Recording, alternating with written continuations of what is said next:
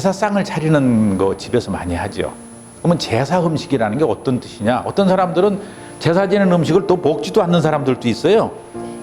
그런 사람들도 있어요. 근데 뭐 그거 먹고 하는 건 자유인데, 제사 음식이야말로 완전 음식이에요. 제사 음식이란 말로. 그러면 지금서부터는 이제 제사 음식, 제사상에 차리는 음식에 대해서 설명을 좀 해보겠습니다. 우선 제사 음식 하면은 여러분들이 차리는 순서가 상당히 좀 격식이 있고 뭐 까다롭다고 생각을 하죠. 그래요, 안 그래요?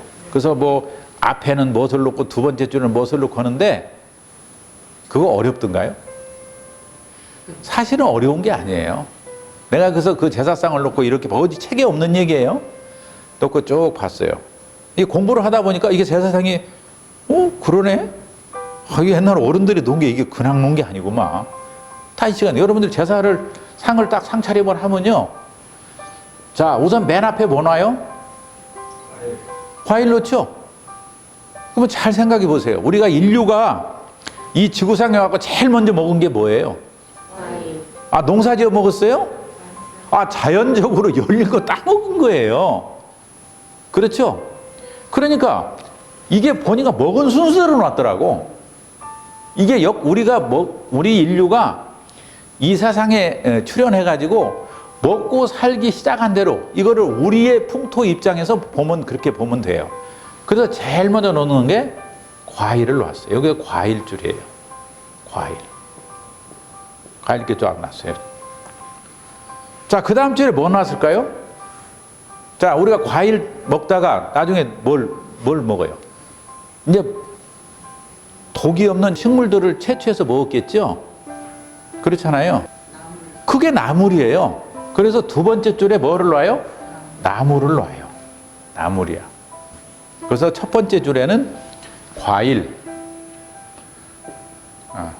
두 번째 줄에는 나물. 자, 세 번째 줄에 뭐 놓던가요? 세 번째 줄에가 탕이에요. 탕.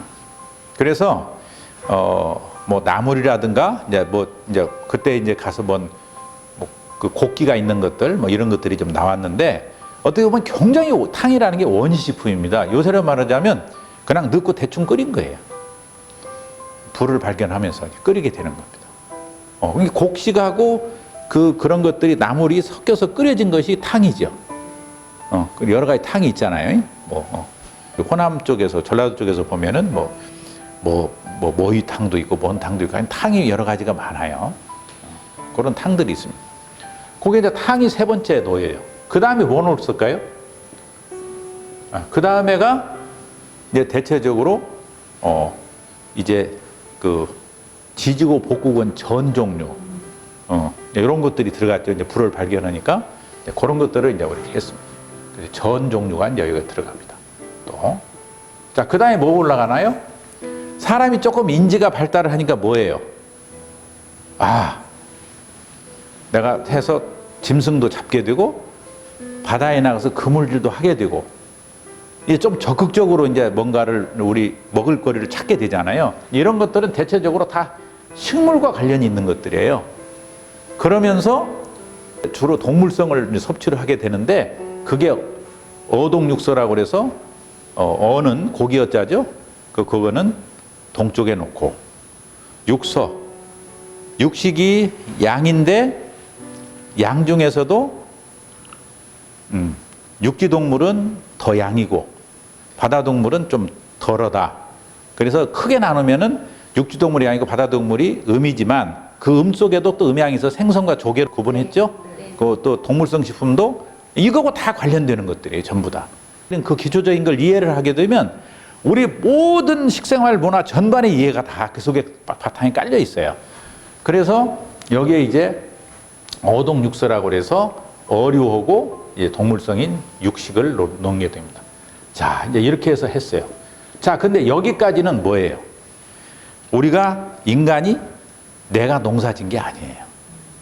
전부 자연에서 채취한 거죠. 자, 이렇게 하다 보니까 생활이 정착이 됩니까? 안 됩니까? 생활이 정착이 안 돼요. 그러니까 뭔가는 이제 정착하고 싶겠죠. 정착하려고 그러면은 먹거리를 한 곳에서 생산을 해야만 할 수 있죠. 얻어야만. 그래서 농사가 시작이 되는 겁니다. 그때 농사가 시작이 되죠. 그래서 농사 지어서 얻은 것이 뭐예요? 그게 밥이에요. 그래서 이것을 밥을 반 그래요. 그래서 잔반갱 그러는데 잔은 뭐예요? 술이죠. 잔. 반은 뭐예요? 밥이죠. 갱은 국이죠. 그래서 요렇게 해서 잔반갱 해가지고 술잔과 밥하고 이제 국을 놔서 이제 요거서부터가 우리가 농사진 거야. 물론 이제 이런 것들도 우리가 농사를 짓기 시작하죠. 이제 그래서 뭐 채소 농사도 하는데 그래서 우리가 이것은 먹어온 순서대로다. 그래서 여기가 잔반갱 해가지고 술하고 그다음에 밥하고 국을 넣는다. 사실 이렇게 보면 어떻습니까, 여러분들? 아주 순서대로 놨죠. 이거 순서 고치 이유표가 있어요. 잘 한번 생각해봐요. 우리가 인류가 나서 뭐부터 먹었겠는가? 생각해보면 쭉 나오죠.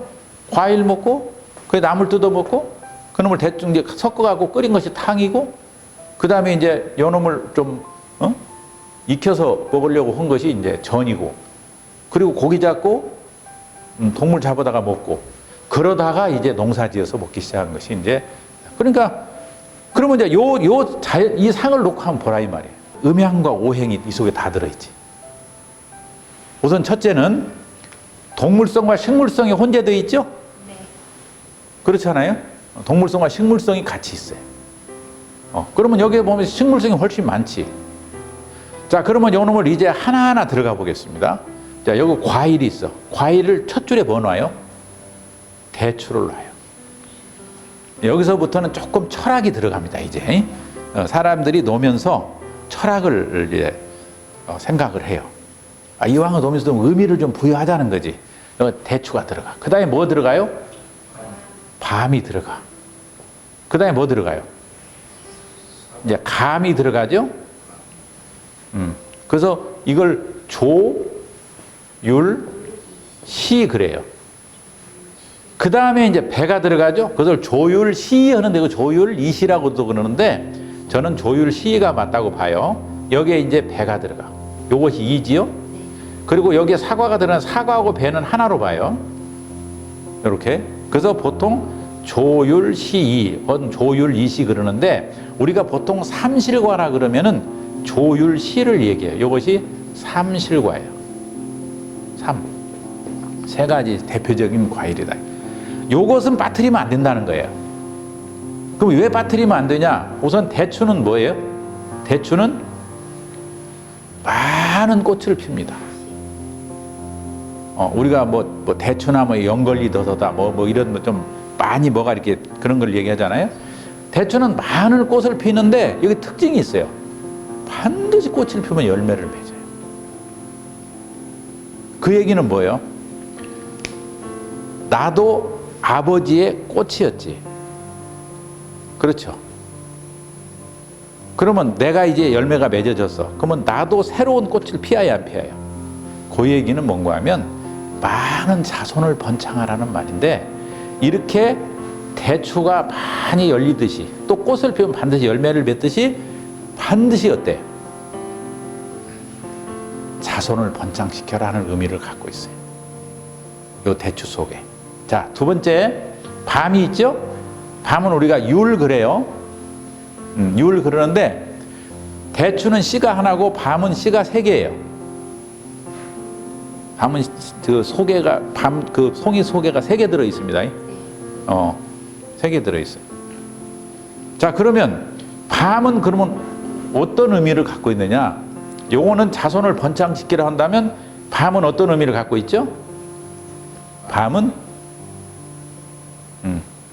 이거는 근본을 지키라는 말이에요. 그래서 이게 나무가 이렇게 있죠. 나무. 이게 나무잖아요. 근데 나무 밑에 뭐가 하나 달려있어. 그러면 이것이 근본이 되는 거야. 이게 근본 본자죠. 그런데 밤나무의 특징은 뭔가 하면요. 반드시 밤이 씨를 심어서 밤나무가 날 거 아니에요. 그러면 이게 성목이 될 때까지 밤씨 형태가 그대로 남아있어요. 그러면 이 밤의 근본은 뭐예요? 밤 씨지. 이게 네 근본을 알라 그 말이에요. 이런 위대한 철학이 그 속에 들어있는 거예요. 이 밤이 상징하는 게 이제 그렇게 갖다 붙였겠지. 붙일만 하죠. 그러니까 시집장가를 갈 때 딱 오면 패백을 하지. 그러면 딱 받치고 뭐부터 던져? 대추를 딱 던지면서 한태에 열을 앵겨라. 그 말은 뭔가 하면 이 한태, 며느리 뱃속에 자손을 열을 둬라. 그런 덕담이죠. 꼭 열을 나라는 얘기보다도. 그 다음에 밤을 아버지가 딱 던지지. 너는 오늘 김씨 집안으로 시집을 오면서부터 김씨 집안 사람이야. 이제 박씨에 시집을 왔다도 박씨 집안 사람이야. 이 김씨 집안 사람이야. 이게 우리의 근본을 지켜야 된다. 그 얘기지. 이제는 김씨 시집 왔으면 이제 김씨가 되는 거예요. 그 이제 근본이 되는 거죠, 이게. 나중에 죽어도 어때? 김씨 집안에 묻히는 거야. 본래 성은 박씨지만. 자, 그런 의미를 갖고 있어요. 자, 감은 뭐예요? 요거는 씨가 하나라고 그랬어. 요거는 세 개라고 했어요. 감은 몇 개 있어요? 6개예요. 원래 감씨는 6개입니다. 감씨가. 자, 그런데 감은 어때요? 감의 생리가 뭐예요? 감은 절대 감에서 감씨를 받아다가 심으면은 절대 그 감이 안 열려요. 고염이 돼버려요. 안 열려요. 그러면 감은 어떨 때 가장 좋은 감이 열리느냐?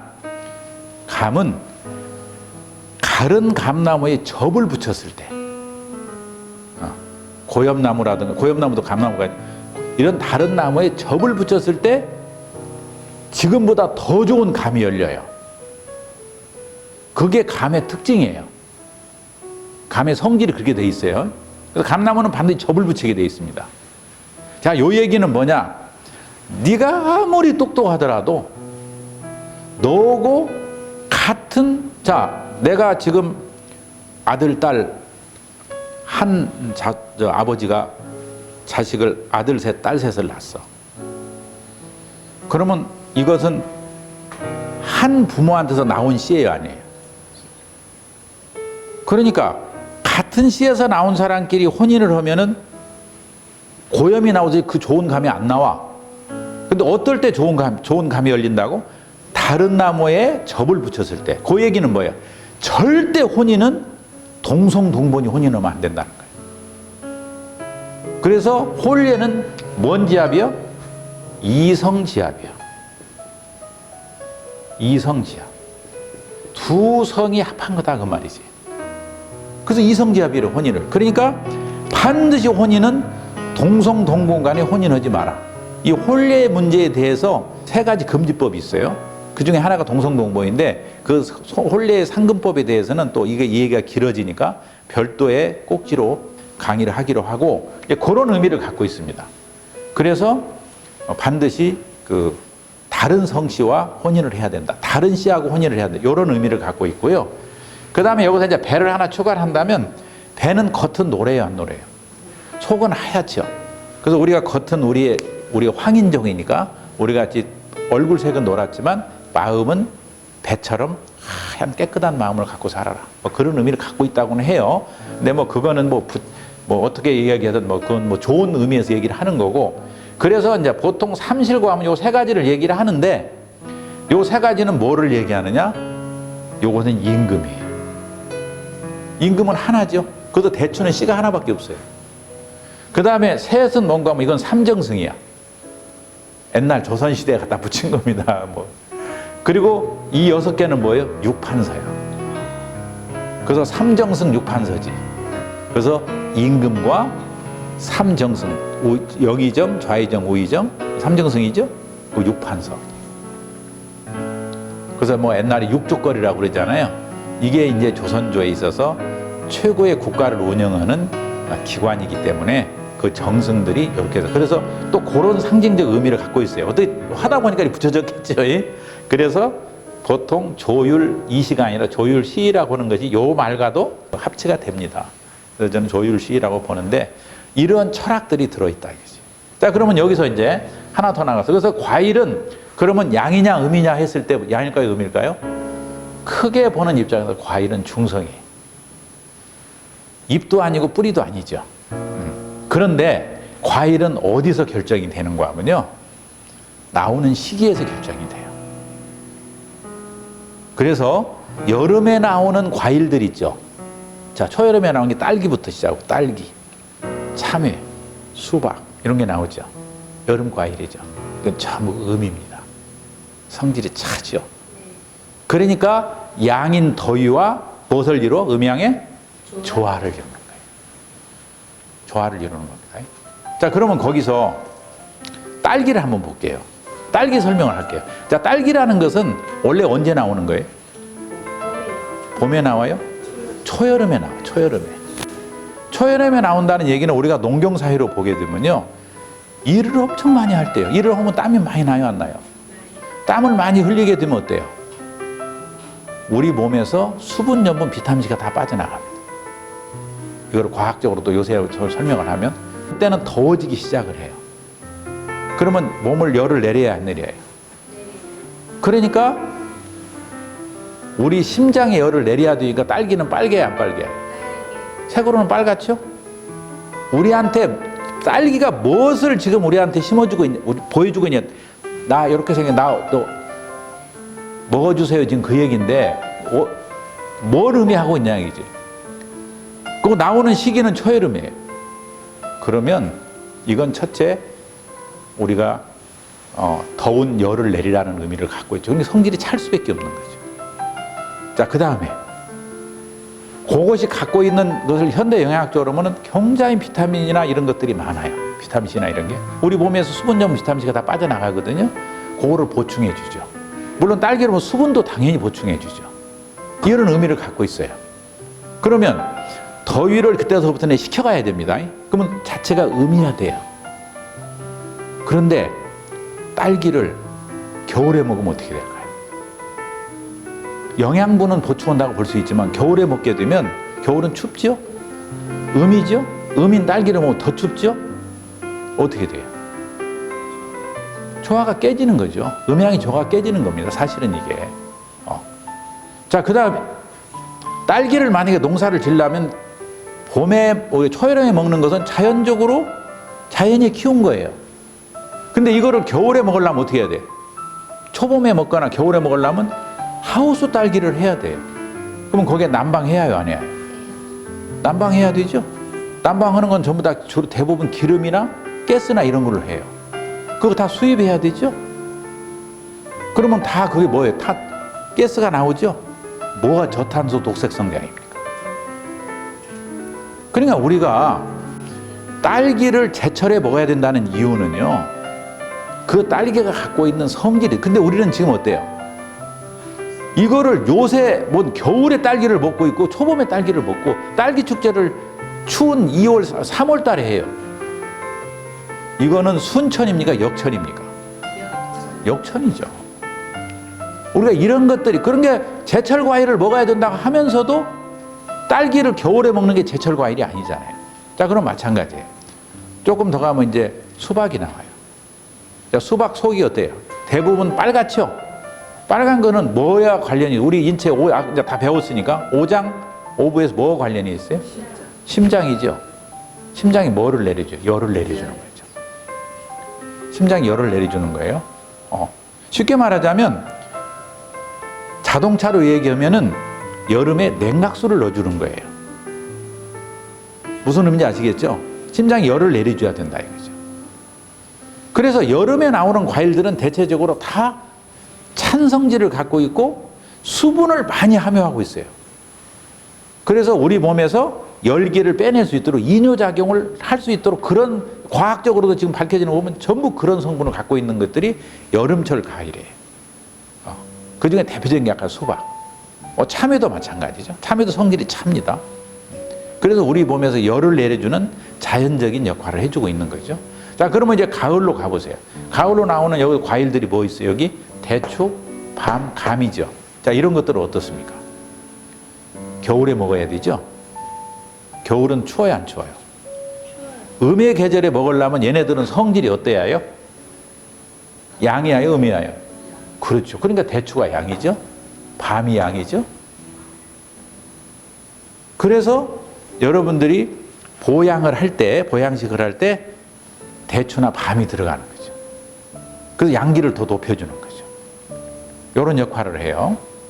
그러니까 이런 것들은 우리가 자연스럽게 아주 다 그냥 통해서 알 수 있는 거예요. 물론 여기에 이제 뭐 사과나 배나 이제 기택 요 나오는 그때 제철 과일들을 수박도 올라갑니다.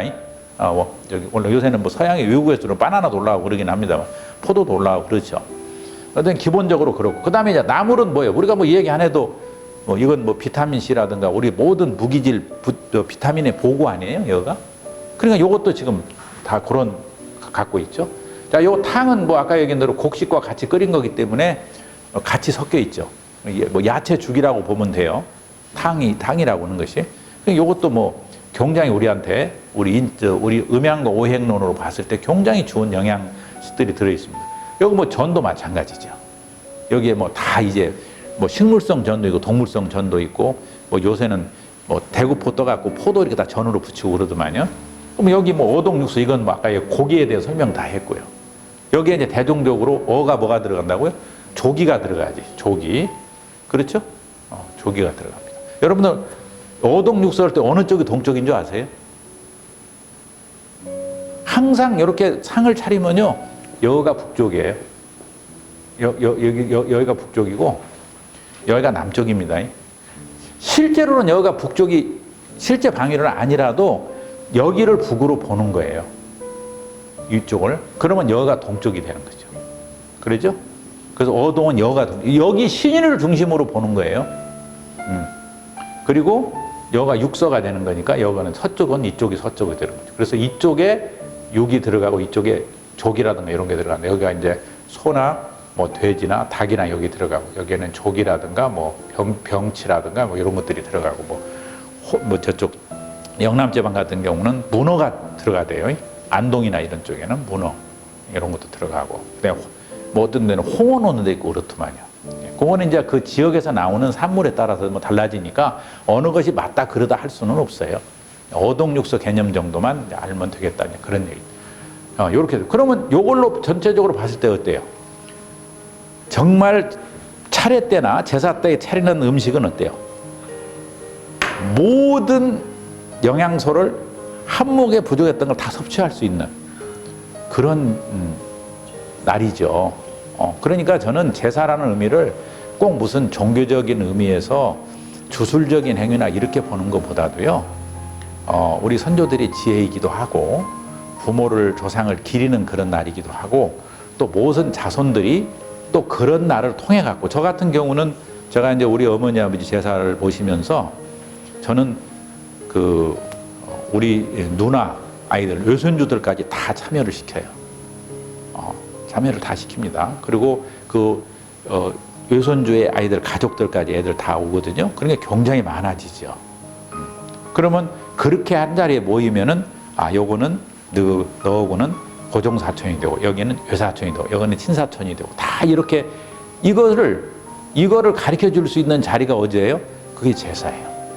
차례 때는요. 친가만 딸은 가버리고 저기만 와요. 제사는 다 다지금 차례 때 명절 때는 근데 제사 때는 다 올 수 있어요.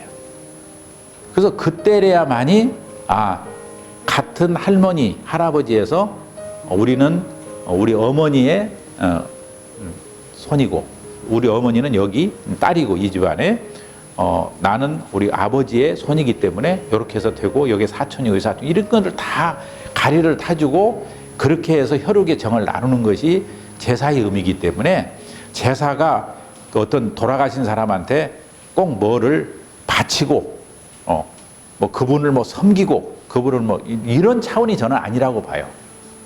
그분의 과거의 공덕을 기리고 내가 우리 할머니가 예를 들어서 나 어렸을 때 업어주고 뭐두고 했는데 참 나를 귀여워해줬다. 고마운 일이잖아요. 그런 것도 좀 기리고 또 내가 못 봤다 하더라도 내가 우리 어머니나 아버지를 통해서 내가 이 세상에 태어났으니까 그 우리 어머니를 낳아준 분이기 때문에 그럼 나하고는 뗄래야 뗄 수 없는 혈연의 관계를 갖고 있잖아요.